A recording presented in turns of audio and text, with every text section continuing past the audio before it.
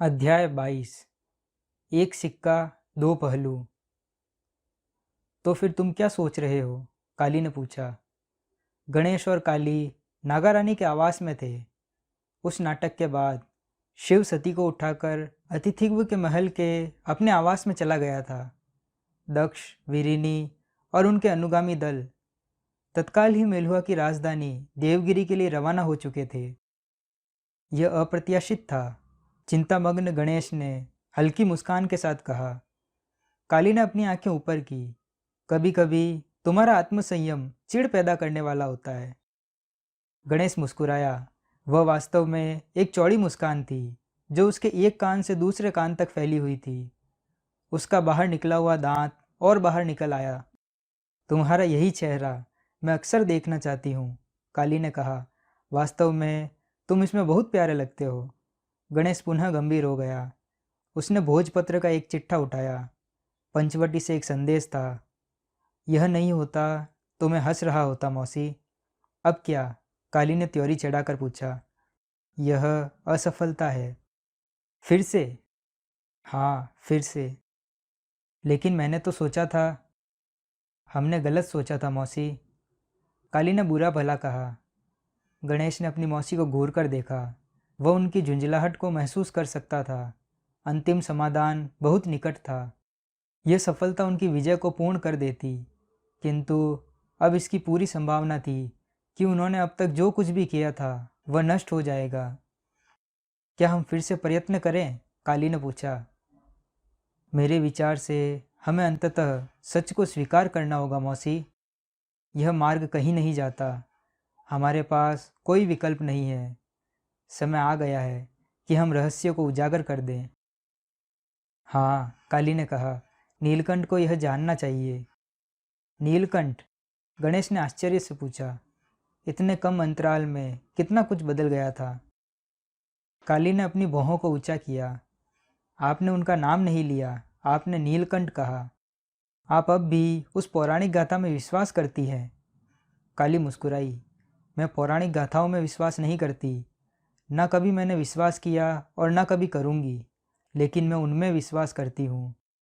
मेरा जीवन कितना भिन्न होता यदि भाग्य ने मुझे शिव जैसा जीवन साथी प्रदान किया होता।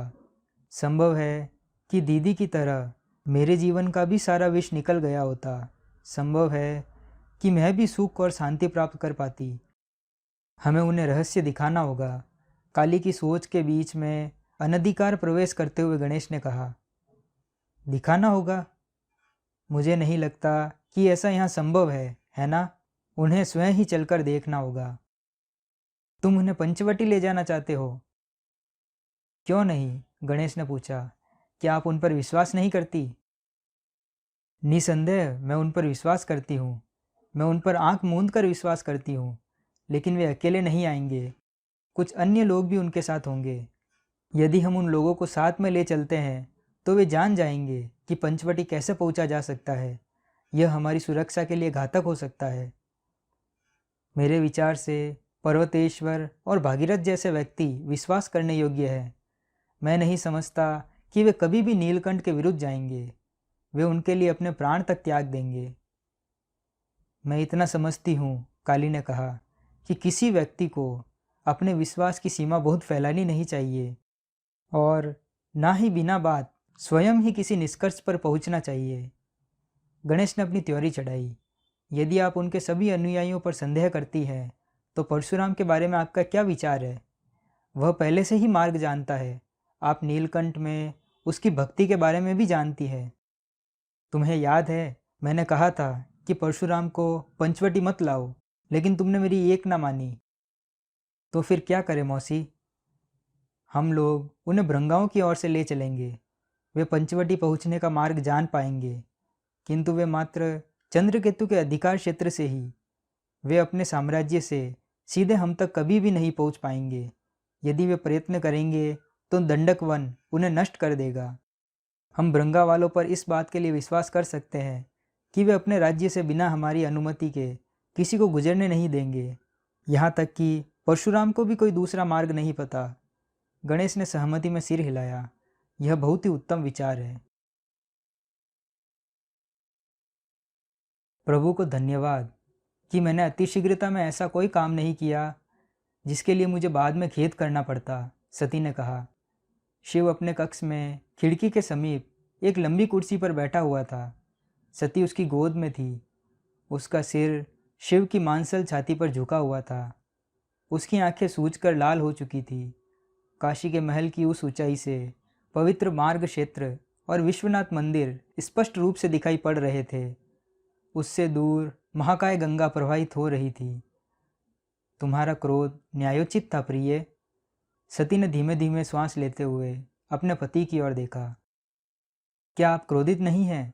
उन्होंने आपकी हत्या करने का प्रयत्न किया था। शिव ने अपनी पत्नी की आंखों में आंखें डालते हुए अपने हाथ से उसका मुख सहलाया। मुझे तुम्हारे साथ किए गए अन्याय पर क्रोध है, ना कि मेरे साथ किए गए व्यवहार पर। किंतु आपके ऊपर तलवार तान देने की विद्युन्माली की हिम्मत कैसे हुई? सती फुसफुसाई। भगवान का शुक्र था कि गणेश। सती रुक गई, क्योंकि उसे भय हुआ कि ऐसे में गणेश का नाम लेना इस क्षण के आनंद को नष्ट कर देगा। शिव ने उसे हल्के से दबाया। वह तुम्हारा पुत्र है। सती चुप रही। उसका शरीर अकड़ा हुआ था। वह शिव की उस पीड़ा का अनुभव कर रही थी जो उसे बृहस्पति की मृत्यु के कारण हुई थी। शिव ने सती के मुख को अपने दोनों हाथों से थामा और सीधा उसकी आंखों में झाँका। मैं चाहे जितना प्रयत्न कर लूँ, तुम्हारी आत्मा के किसी भी हिस्से से घृणा नहीं कर सकता। सती ने एक गहरी सांस छोड़ी। आंसुओं की नई धार बह निकली। उसने शिव को कसकर जकड़ लिया। सम्राट ने चंदन ध्वज की हत्या करवाई थी। स्तब्ध पर्वतेश्वर ने पूछा। जी हाँ सेनापति, वीरभद्र ने कहा। पर्वतेश्वर सदमे से सुन पड़ गया था। उसने आनंदमयी और भागीरथ की ओर देखा। उसके बाद वीरभद्र की ओर देखा। महाराज अभी कहाँ है? वे मेलुहा के लिए रवाना हो चुके हैं श्रीमान, वीरभद्र ने कहा। पर्वतेश्वर ने अपना सिर पकड़ लिया। उसके सम्राट ने उसकी मातृभूमि मेलुहा का अनादर किया था। वह उस पीड़ा के बारे में कल्पना भी नहीं कर सकता था जो इस रहस्योद्घाटन ने उस स्त्री को हुई होगी जिसे वह सदैव ही अपनी पुत्री के समान मानता था। सती कहाँ है? वे शिव के साथ है श्रीमान, आनंदमयी ने पर्वतेश्वर की ओर मुस्कुराते हुए देखा। इस घटिया प्रसंग से कम कुछ तो अच्छा हुआ था।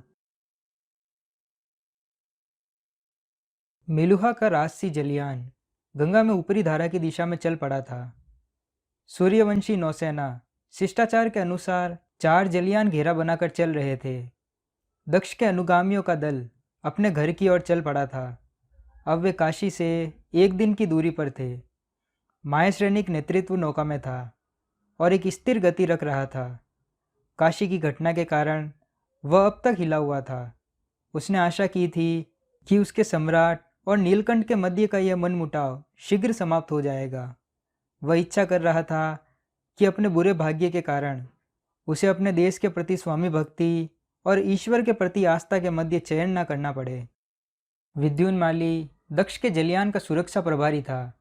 नीलकंठ के अनुयायियों द्वारा सम्राट पर हो सकने वाले किसी भी प्रकार के आक्रमण से सुरक्षा प्रदान करना उसका कर्तव्य था।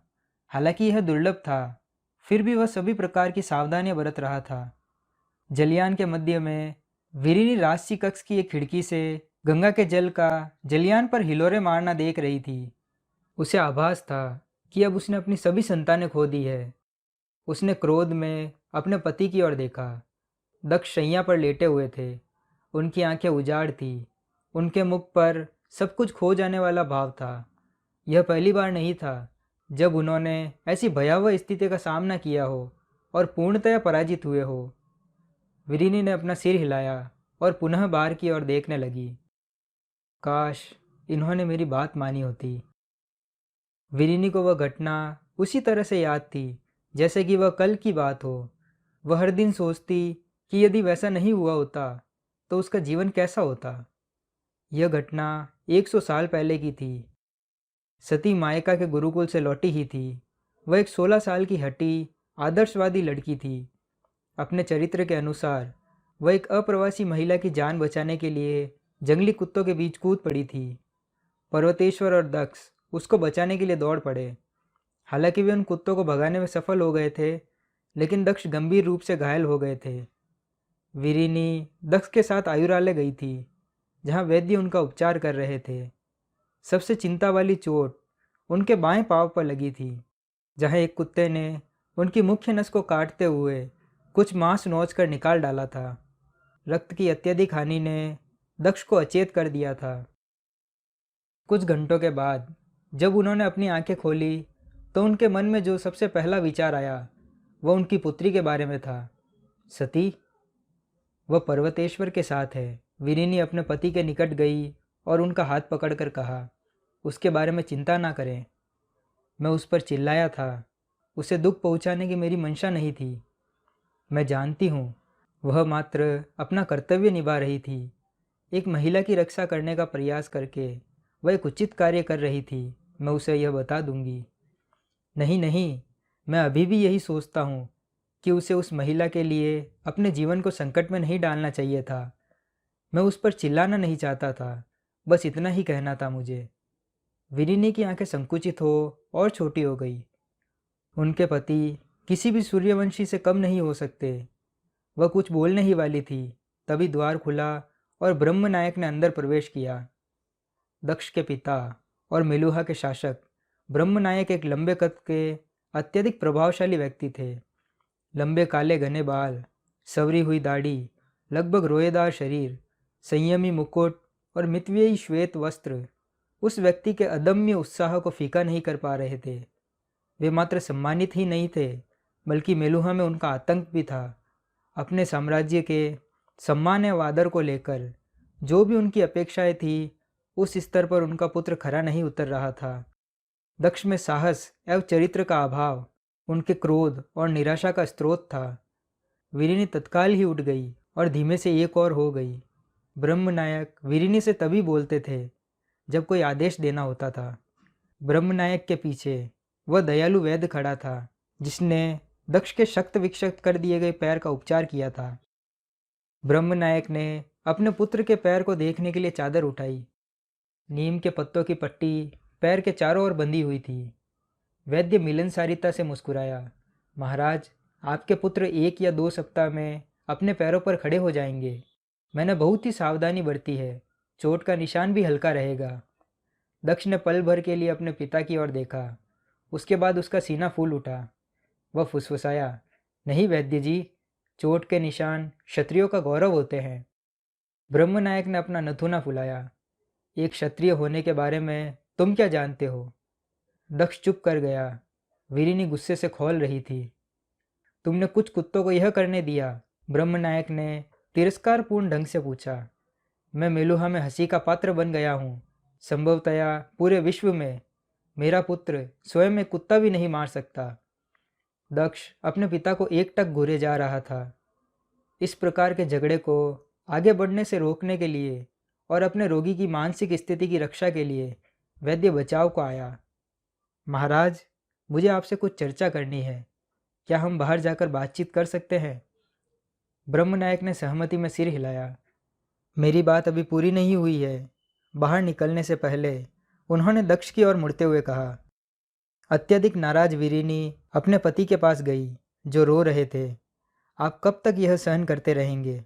दक्ष अचानक ही अत्यधिक क्रोध से भर गया। वे मेरे पिता हैं, उनके बारे में आदर से बात करो। आपके बारे में उनको कोई चिंता नहीं है दक्ष, वीरिनी ने कहा। वे मात्र अपनी विरासत के बारे में चिंतित रहते हैं। आपको तो राजा बनने का लोभ भी नहीं है, तो फिर हम यहाँ क्यों हैं? मेरा कर्तव्य, मुझे उनके साथ रहना है। मैं उनका पुत्र हूँ। वे ऐसा नहीं सोचते। आप एक ऐसे व्यक्ति हैं जो उनकी विरासत को आगे ले जाने के माध्यम हैं, बस इतना ही। दक्ष चुप हो गया। उन्होंने आपकी एक पुत्री को छोड़ देने पर विवश किया। अब आप और कितना त्याग करेंगे?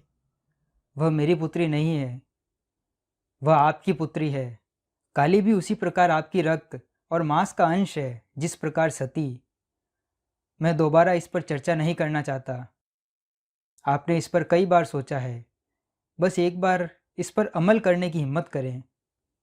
हम पंचवटी में क्या करेंगे? इससे कोई अंतर नहीं पड़ता।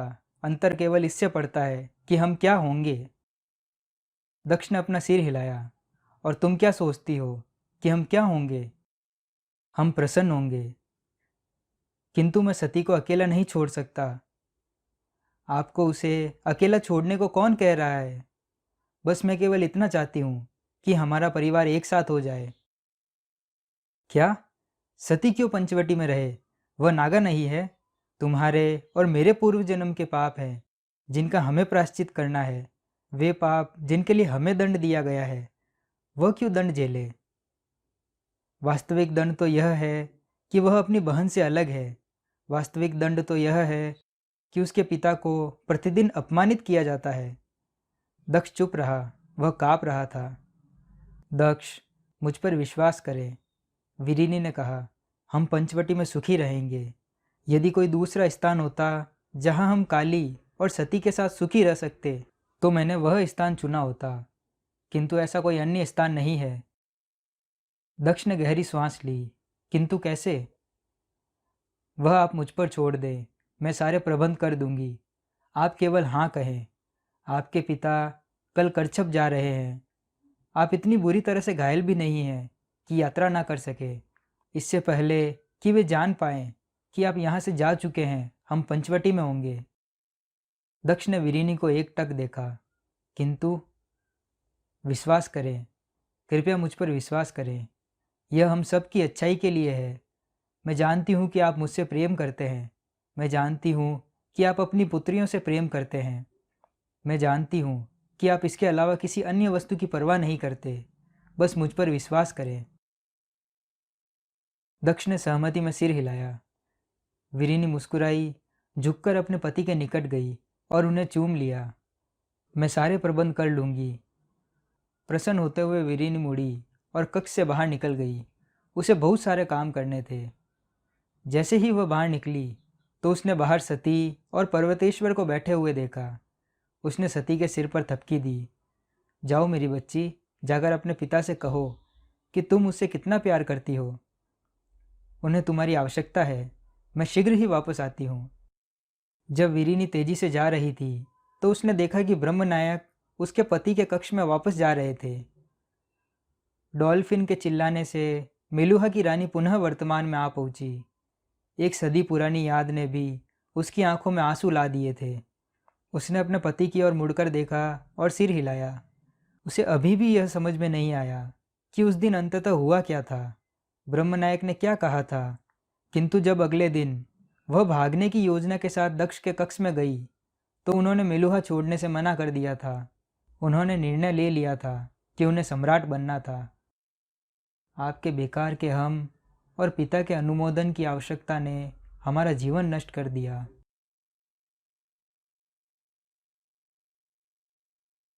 रहस्य। परशुराम के साथ हुए वार्तालाप को याद करते हुए शिव ने पूछा। परशुराम, पर्वतेश्वर, वीरभद्र और नंदी के साथ शिव बैठा हुआ था। काली ने अभी अभी कक्ष में प्रवेश किया था। गणेश, जो अब भी शिव के साथ अपने संबंधों को लेकर असमंजस में था, पीछे की ओर एक किनारे पर शांत खड़ा था। शिव ने सती के बड़े पुत्र के प्रवेश को मात्र सिर हिलाकर अनुमोदित किया था, बस। जी हाँ, मेरे विचार से आपको यह जानने की आवश्यकता है, काली ने कहा। यह भारतवर्ष की आवश्यकता है कि जो रहस्य नागा लोग अब तक छुपाए हुए थे, वह नीलकंठ को जानना चाहिए। उसके बाद आप यह निर्णय ले सकते हैं कि जो कुछ भी हमने किया वह सही है या गलत। निर्णय करें कि हमें निर्णय करें कि हमें क्या करना चाहिए। मुझे तुम यही क्यों नहीं बता सकती? आपको मुझ पर विश्वास करना होगा, मैं नहीं बता सकती। शिव ने काली की आंखों में झांका। उसमें कोई कपट नहीं था। उसने अनुभव किया कि वह काली पर विश्वास कर सकता था। पंचवटी पहुंचने में कितने दिन लगेंगे? 1 वर्ष से कुछ ही अधिक दिन, काली ने उत्तर दिया। 1 वर्ष? जी हाँ प्रभु नीलकंठ, हमें भृंगा राज्य तक मधुमती नदी में धारा के साथ नौका से जाना पड़ेगा। उसके बाद दंडकारण्य में पैदल चलना पड़ेगा। इस यात्रा में समय लगेगा। कोई सीधा रास्ता नहीं है। काली मुस्कुराई, किंतु उसने कुछ कहने से मना कर दिया। वह दंडक वन के मार्ग के बारे में नहीं बताना चाहती थी। उसके नगर का वह प्राथमिक सुरक्षा घेरा था। मैं तुम पर विश्वास कर रहा हूँ, किंतु ऐसा प्रतीत होता है कि तुम मुझ पर विश्वास नहीं कर रही। मैं आप पर पूर्ण रूप से विश्वास करती हूँ प्रभु नीलकंठ। शिव काली की अवस्था को समझते हुए मुस्कुराया। वह उस पर विश्वास कर सकती थी, लेकिन उन सब पर नहीं जो उसके साथ थे। ठीक है, पंचवटी चलते हैं। संभवतया यह वह मार्ग है जो मेरे कर्तव्य पर चलने की ओर जाता है। शिव पर्वतेश्वर की ओर मुड़ा। क्या आप प्रबंध कर सकते हैं सेनापति? प्रबंध हो जाएगा प्रभु, पर्वतेश्वर ने कहा। काली ने शिव की ओर सम्मान में अपना सिर झुकाया और अपना दूसरा हाथ गणेश के लिए फैलाया। और काली, शिव ने कहा। काली तत्काल ही उसी स्थान पर घूम गई। मुझे शिव कहलाना पसंद है, नीलकंठ नहीं। तुम मेरी पत्नी की बहन हो, तुम मेरा परिवार हो। काली मुस्कुराई और उसने सिर झुकाया। जैसी आपकी आज्ञा शिव। शिव और सती विश्वनाथ मंदिर में थे। प्रभु रुद्र का आशीर्वाद प्राप्त करने के लिए वे एक विशेष पूजा करने वहां आए हुए थे। पूजा समाप्त करने के बाद वे मंदिर के एक स्तंभ से सटकर बैठे हुए देवी मोहिनी की प्रतिमा को निहार रहे थे, जो प्रभु रुद्र की प्रतिमा के पीछे लगाई गई थी। शिव ने अपनी पत्नी का हाथ थामा और उसे हल्के से चूम लिया। वह मुस्कुराई और उसने अपना सिर शिव के कंधे पर रख दिया। अत्यंत ही पहेली नुमा देवी, शिव ने कहा। सती ने अपने पति की ओर देखा। देवी मोहिनी? हाँ, विष्णु के रूप में उन्हें सर्वत्र क्यों नहीं स्वीकारा गया? 7 विष्णु के बाद संख्या क्यों बंद हो गई? हो सकता है कि भविष्य में और भी विष्णु हो, किंतु सभी लोग इनका विष्णु के रूप में सम्मान नहीं करते। क्या तुम करती हो? एक समय मैं नहीं करती थी, किंतु अब मैं इनकी महानता को समझती हूँ। शिव ने अपनी त्योरी चढ़ा ली। उन्हें समझना सरल नहीं है, सती ने कहा। उन्होंने बहुत से काम किए जिन्हें अनुचित समझा जा सकता है। इससे कोई अंतर नहीं पड़ता। यदि उन्होंने वे काम असुरों के विरुद्ध किए थे, वे तब भी अनुचित थे। सूर्यवंशी जो पूर्णतः प्रभु राम का अनुसरण करते हैं, उनके लिए उन्हें समझना कठिन है। तो फिर अब क्या बदल गया है? मैं उनके बारे में और अधिक जान गई हूँ। इस बारे में कि उन्होंने क्या किया था और क्यों किया था। यद्यपि मैं अभी भी उनके कुछ कृत्यों की प्रशंसा नहीं करती, किंतु संभवतया अब मैं उनके कृत्यों को कहीं बेहतर समझती हूँ। एक बार एक वासुदेव ने मुझे बताया था कि उनका यह मानना है कि बिना देवी की सहायता के प्रभु रुद्र अपने लक्ष्य में सफल नहीं हो पाते। सती ने शिव की ओर देखा। वे सच हो सकते हैं। संभव है कि एक छोटा सा पाप बड़ी अच्छाई में सहायक बना हो। शिव ने सती को गहरी दृष्टि से देखा। वह समझ गया था कि वह क्या कहना चाह रही है। जीवन में दयाहीनता के बावजूद यदि कोई व्यक्ति अच्छा बना रहता है, यदि वह दूसरों की सहायता करता है, तो हमें समझने का प्रयत्न करना चाहिए कि उसने वह पाप क्यों किया। हो सकता है कि हम उसे क्षमा न कर पाएं, फिर भी हम उन्हें समझ तो सकते ही हैं। शिव जानता था कि सती गणेश के बारे में बात कर रही थी। क्या तुम जानती हो कि जो उसने किया वह क्यों किया? सती ने एक गहरी सांस ली। नहीं। सती ने अपनी दृष्टि देवी मोहिनी की प्रतिमा की ओर की। सती ने शिव के मुख को अपनी ओर किया, बिना सब कुछ जाने हुए कि कोई घटना क्यों घटी। किसी घटना को समझना कठिन होता है। शिव ने अपना मुख दूसरी ओर घुमा लिया। उसने अपनी आंखें बंद की और एक गहरी सांस ली। उसने तुम्हारी जान बचाई। उसने कार्तिक की जान बचाई। इसके लिए मुझे उससे लगाव होना चाहिए। उसने इतना कुछ किया है कि मैं अब यह सोचने पर मजबूर हूँ कि वह एक अच्छा व्यक्ति है। सती चुपचाप शिव की बातें सुनती रही, किंतु शिव ने एक बार पुनः लंबी सांस ली। किंतु यह मेरे लिए सरल नहीं है सती, मैं ऐसा नहीं। सती ने दुख भरी सांस छोड़ी। संभवतया पंचवटी जाने से सब कुछ स्पष्ट हो जाए। प्रभु आप क्या कह रहे हैं? मैं यह सब कैसे कर सकता हूँ? भौचक के दिलीप ने पूछा। दिलीप अयोध्या के अपने महल के निजी कक्ष में महर्षि भृंगु के चरणों में बैठा हुआ था। प्रधानमंत्री सियामंतक भृंगु के अयोध्या में गोपनीय ढंग से आने की पूर्ण व्यवस्था करने में अब तक विशेषज्ञ बन चुका था। महर्षि की औषधियाँ अपना जादू बिखेर रही थी। दिन प्रतिदिन दिलीप और अधिक स्वस्थ होते जा रहे थे। क्या आप सहायता करने से मना कर रहे हैं महाराज? महर्षि का स्वर दुर्भावनापूर्ण था। उनकी आंखें संकुचित होकर छोटी हो गई थी। नहीं मुनिवर, निसंदेह नहीं, किंतु यह असंभव है। मैं आपको मार्ग दिखाऊंगा, किंतु मैं केवल अपने आप यह कैसे कर सकता हूँ? आपके पास मित्र होंगे, मैं इसकी प्रतिभूति देता हूँ। किंतु एक हमला इस प्रकार का, यदि किसी को पता चल जाता है तो फिर क्या होगा? मेरे अपने लोग ही मेरे विरुद्ध हो जाएंगे। किसी को कुछ पता नहीं चलेगा। दिलीप परेशान दिखा। मैंने स्वयं को किस मुसीबत में डाल लिया है? क्यों? इसकी आवश्यकता क्यों है महर्षि जी? भारत की अच्छाई के लिए। दिलीप शांत बने रहे। उनके मुख पर चिंता की रेखाएं थी। भृंगु जानते थे कि दिलीप स्वयं में ही इतना आसक्त है कि वे किसी बड़े कारण की चिंता नहीं करेंगे। अंततः उन्होंने इसे बहुत ही व्यक्तिगत बनाने का निर्णय लिया। यदि आप अपने शरीर को रोगों द्वारा नष्ट किए जाने से बचाना चाहते हैं तो आपको ऐसा करने की आवश्यकता है महाराज। दिलीप ने भृंगु को एकटक देखा। धमकी स्पष्ट और प्रकट थी। उसने अपना सिर झुकाया। बताएं कि कैसे करना होगा महर्षि।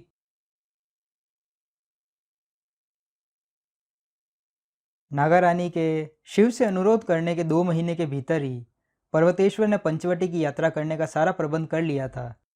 शिव के अनुगामियों की संख्या तब से बहुत अधिक बढ़ गई थी जब वह नगर में आया था, जहां देवीय प्रकाश चमकता है। शिव के साथ इस यात्रा में उसका पूरा परिवार था, क्योंकि महादेव ने सती और कार्तिक को वहां छोड़ देने से मना कर दिया था। काली और गणेश को तो वहां होना ही था। नीलकंठ की ठाट बाट में वीरभद्र और नंदी को रहना ही था, और वीरभद्र ने इस बार अपनी पत्नी कृतिका को अपने साथ ले चलने की हट कर की। इसलिए नहीं कि वे एक दूसरे से मिल नहीं सकेंगे, बल्कि इसलिए भी कि वह जानता था कि इतने लंबे समय तक कार्तिक से दूरी को वह सहन नहीं कर पाएगी। आयुर्वेदी का चयन चिकित्सक के रूप में स्वाभाविक था।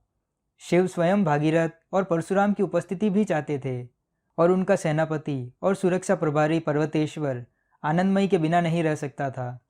पर्वतेश्वर ने उनके साथ यात्रा करने के लिए 2 दलों का प्रबंध किया था।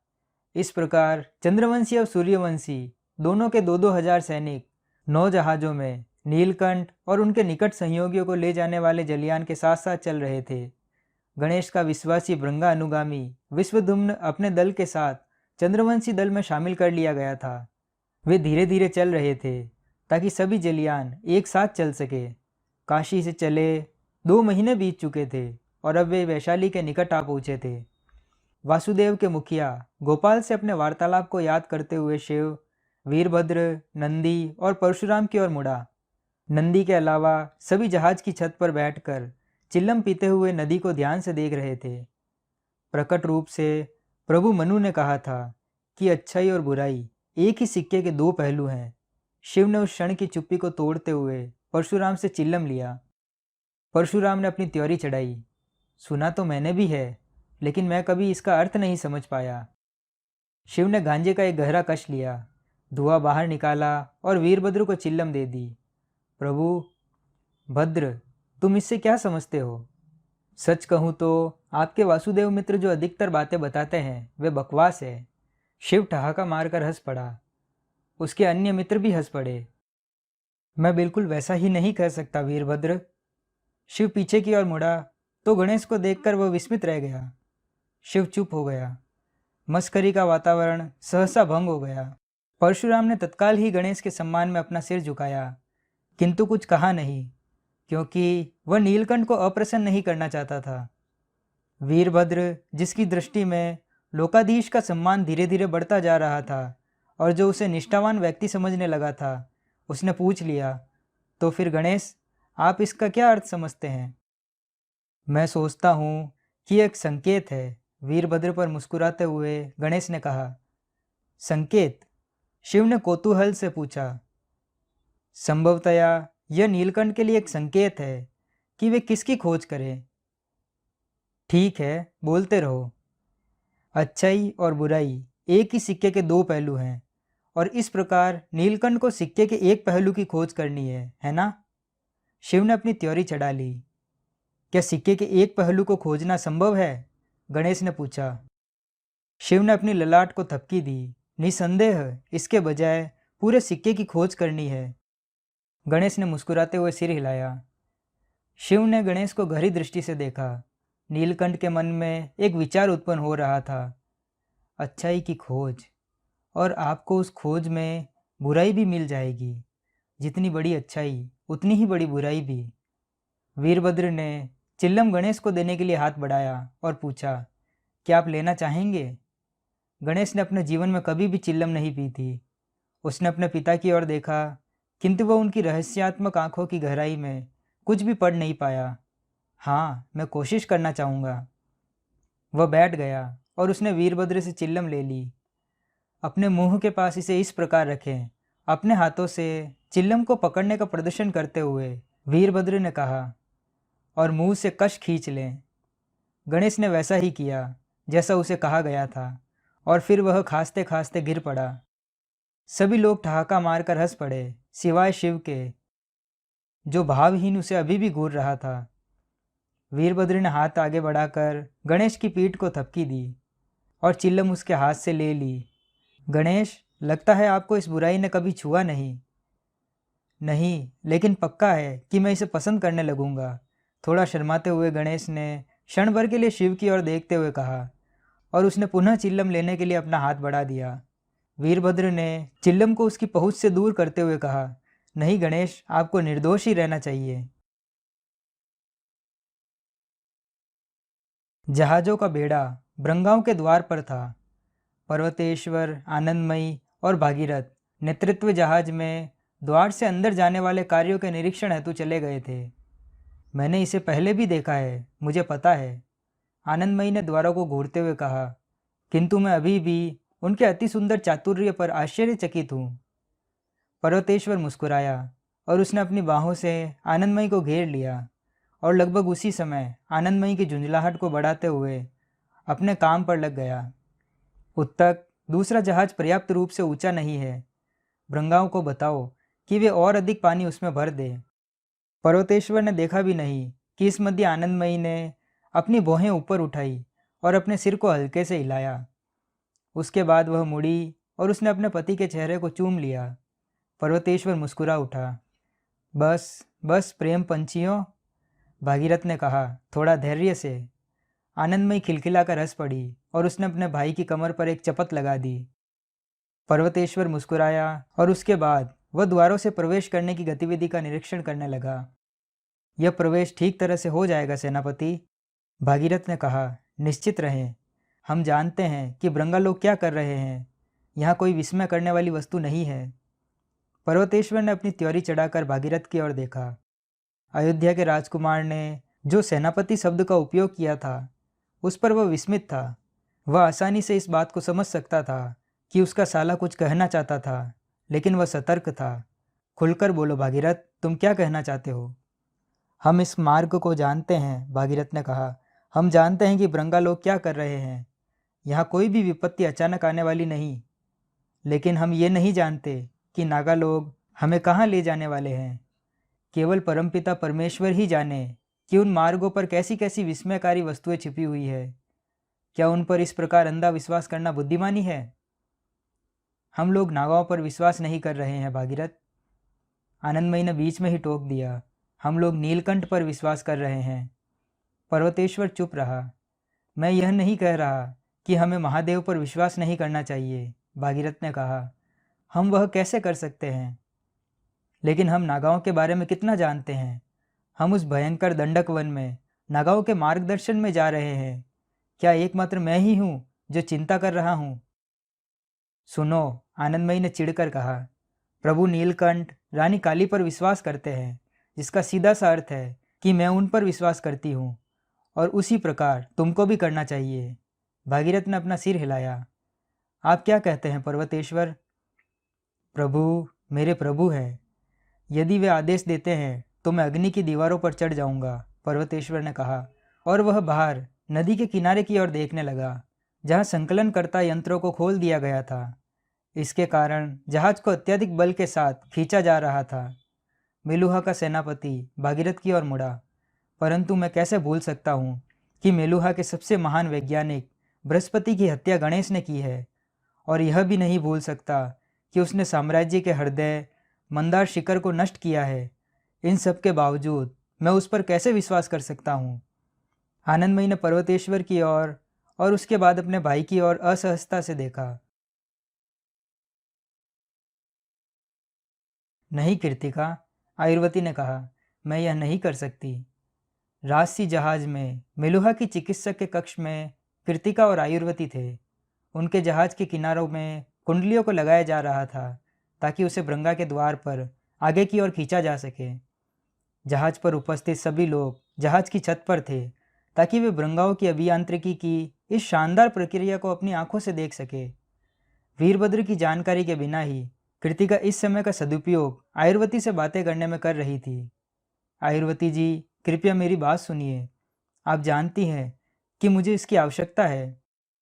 नहीं, तुम्हें इसकी आवश्यकता नहीं है, और मुझे पक्का विश्वास है कि यदि तुम्हारे पति को यह पता होता, वे भी इसके लिए नहीं कहते।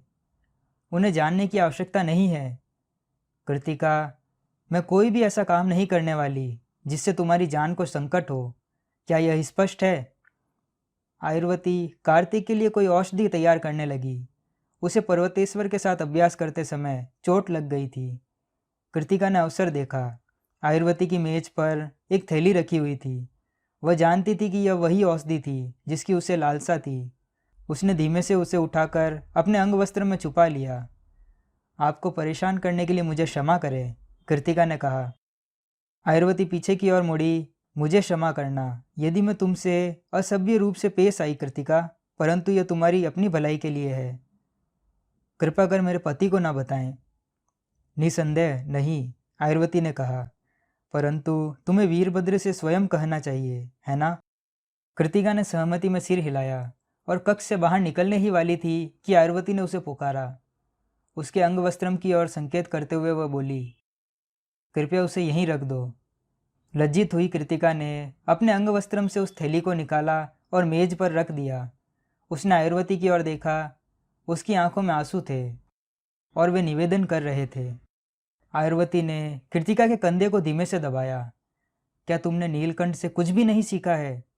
तुम एक संपूर्ण स्त्री हो, चाहे जैसी भी हो। तुम्हारा पति तुमको इसलिए प्रेम नहीं करता है कि तुम उसे कुछ दो, बल्कि इसलिए करता है कि तुम वह हो जो हो।